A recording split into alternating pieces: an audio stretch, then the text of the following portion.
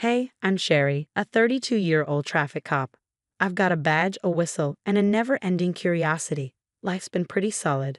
I love my job keeping the streets safe. And then there's Liam, my husband. He's 34, a hotshot real estate agent with a smile so smooth he could sell ice to an Eskimo. But here's the kicker. I'm adopted. Yep, plot twist right at the start. I've always known, but lately it's been nagging at me. Who are my birth parents? Why'd they give me up? Do I have my mom's eyes or my dad's nose? One morning, I'm at our kitchen table, fiddling with my coffee mug, deep in thought. Liam walks in, suited up for work. You okay, babe? You look like you're trying to solve world peace over that coffee. I take a deep breath. Liam, I think I want to find my birth parents. He freezes for a second, then sits across from me. Are you sure? That's a big step. I know, but I can't shake this feeling. I need to know where I came from. Liam nods, but he looks a bit pale. If that's what you want, I support you 100%. I smile, feeling a weight lift. Thanks, Honorable. I've been thinking about hiring a private investigator. A PI? Isn't that a bit much?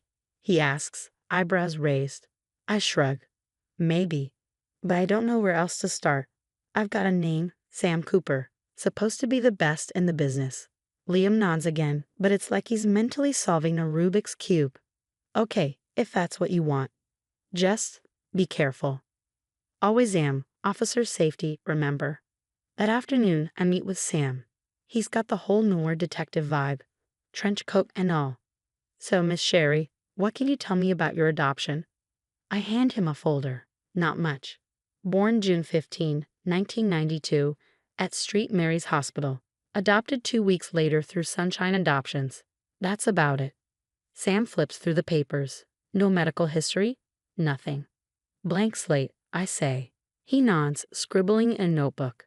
All right, I'll dig through hospital records and agency files. It's not much, but it's a start. How long do you think it'll take? I ask, trying to ignore the butterflies in my stomach. Sam leans back, tapping his pen. Hard to say. Could be weeks, maybe months. These things are never straightforward. I nod, trying to stay calm. Okay, just keep me posted, yeah? Will do, Miss Sherry. And hey, you sure do want to do this? Sometimes the past is better left in the past. I straighten up, adjusting my uniform. Unsure, I need to know. Later, I get a text from Liam. Everything okay? Love you. I reply, all good. Pay is on the case. Love you too. But as I hit send, I can't shake this feeling that I'm standing on the edge of a cliff, ready to leap into the unknown. 2 months crawl by. Sam sends vague updates, making progress, following leads. But it's Liam who's really throwing me off. My usually chatty husband has turned into a clam. One night, I'm on the couch scrolling through my phone when he walks in and practically jumps out of his skin. Geez, Jerry, didn't see you there. I've been here for an hour. You okay? He runs a hand through his hair, avoiding eye contact. Yeah, just work stuff. But I don't buy it. Something feels off. The next day at work, I'm knee-deep in paperwork when my partner, Tanya, drops a file on my desk. Hit and run on 5th and Main. Victims in the hospital, but get this, the perp? Some big-shot businessman, Victor Reeves. Ring any bells? I whistle. The real estate mogul. Yeah, I've seen his mug on billboards. Tanya leans in. Word is he's got connections. Might get messy. As we head out to canvass the scene, I spill my guts to Tanya. So get this, I hired a PI to find my birth parents. Her eyes widen. No way, any luck. Sam says he's making progress, but Liam's been acting weird ever since I started this. Weird how? Jumpy. Distracted. Like he's hiding something. Maybe he's planning a surprise, she jokes. I snort. Yeah, surprise. I've been keeping your birth parents in our basement for years. We both laugh, but that uneasy feeling lingers. Later that afternoon, my phone rings. It's Sam. Sherry, I've got news. Big news. But it's complicated. Can you meet at my office? Heart pounding, I rush over. Sam looks exhausted. Sit down, Sherry. I found your birth mother. The world stopped spinning. You did. Who is she? Where? Sam holds up a hand. That's the complicated part. Your birth mother is Linda Hawthorne. I blink, confused. Linda Hawthorne. As in, Liam's mom. My mother-in-law. Sam nods slowly. I triple-checked. It's her. The room spins. I grab the desk to steady myself. But that's impossible. Liam would have known. He would have told me. Then it hits me. Liam's strange behavior. His nervousness when I mentioned the PI. He knew, I whisper. He knew all along. Before Sam can stop me, I'm out the door, dragging home like a woman possessed. Liam is in the living room when I burst in. Did you know? My voice shakes. Did you know that your mother is my birth mother? That where? Oh God, are we related? Liam goes pale. Sherry, I can explain. Explain what? That your mom is my birth mom. That. No, we're not related, I swear, he says, frantic. I found out when we started dating. I saw a picture of you as a baby in my mom's old things, and I knew. Liam's voice wavers, his eyes wide with guilt. My stomach churns. I feel like I'm going to be sick. And you never thought to tell me, or tell her? I wanted to. But Mom, she doesn't know. She thinks you're just her daughter-in-law. I was afraid, if she found out. Before I can respond, Liam's phone rings. He answers it, and as I watch, all the color drains from his face. What? When? We'll be right there, he says. He looks at me, his eyes filled with fear. It's Mom. She's been in a car accident. We need to get to the hospital. Now.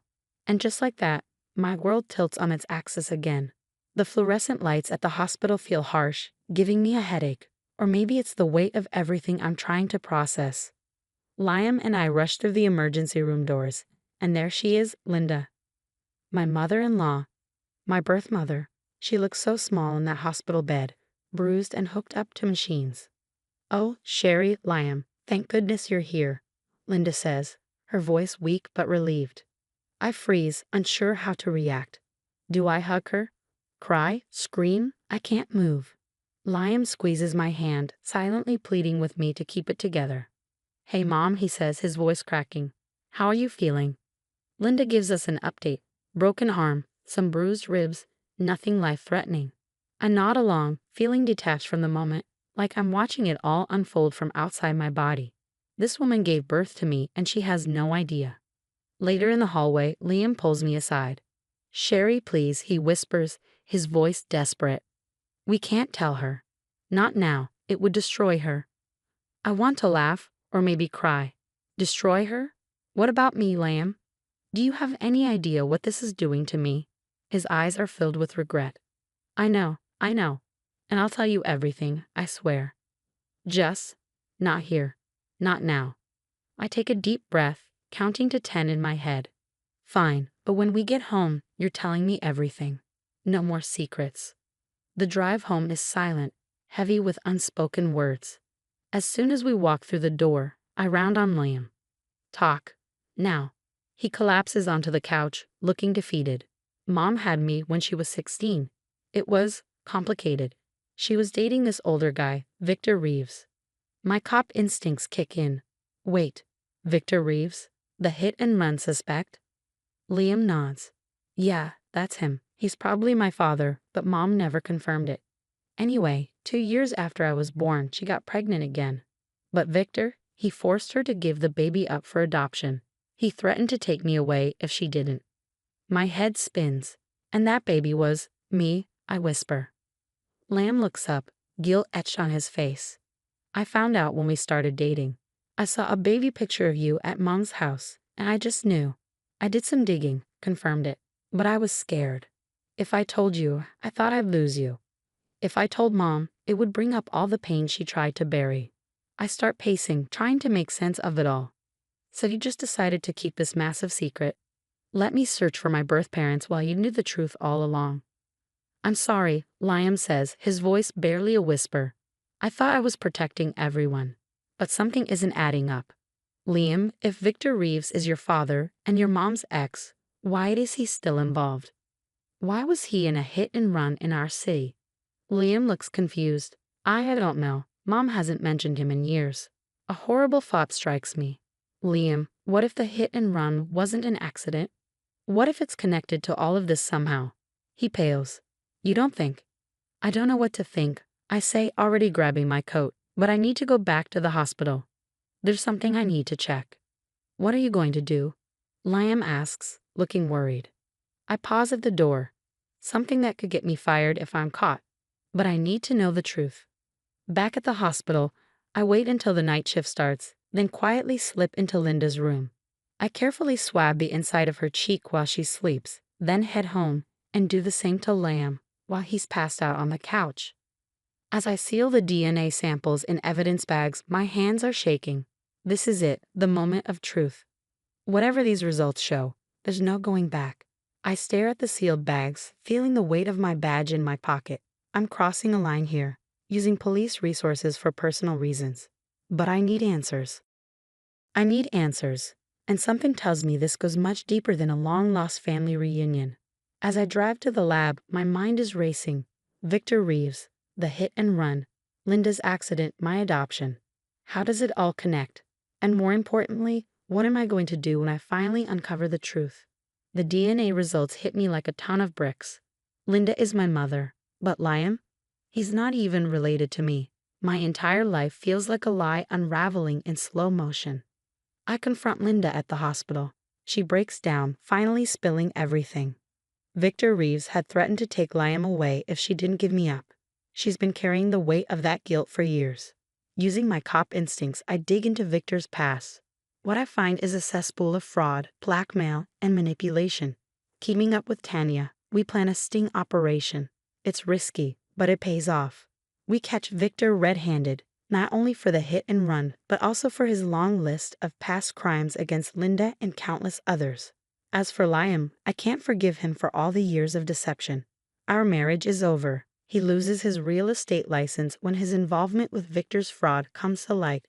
It's the end of our relationship, but the beginning of a new chapter for me. Now I'm focusing on my career and personal growth. Linda and I have a cautious, delicate relationship.